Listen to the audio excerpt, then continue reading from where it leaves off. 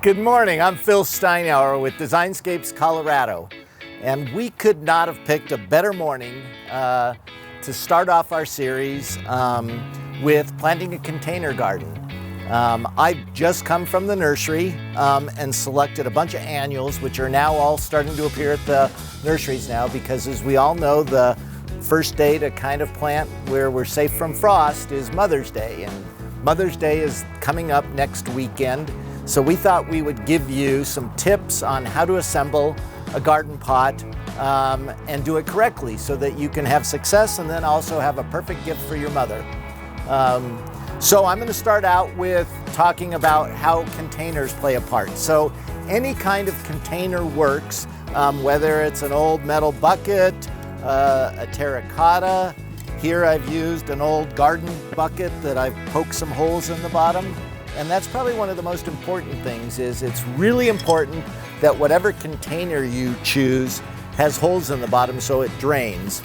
And what I like to do on a garden pot is take a rock, stick it in the hole, and that way you don't lose all the dirt that you fill in there every time you water it.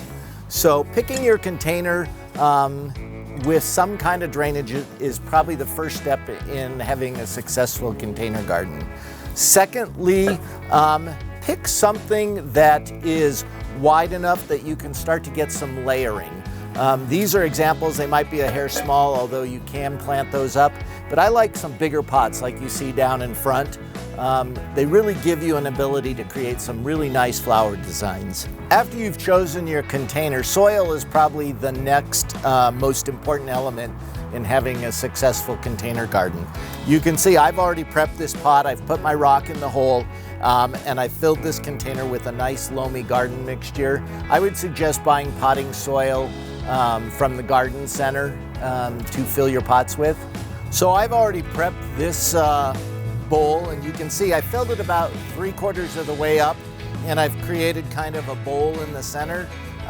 You need to do that so you make sure you make room for the plants and the roots from the containers that you bought. So after you've gotten your soil ready, you want to make sure you fertilize your plants. So I like to mix in a handful of organic fertilizer into the soil before I plant.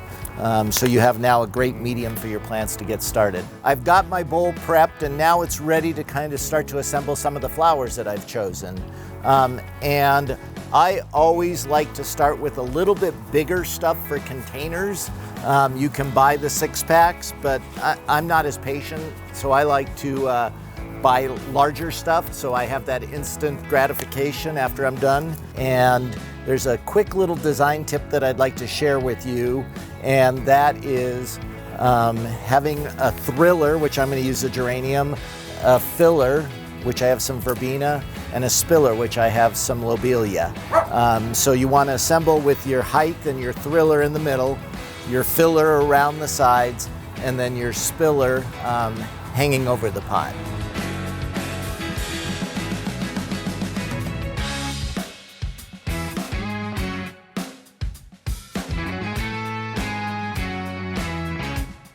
Now that we've finished our beautiful pot, you want to make sure that you water it.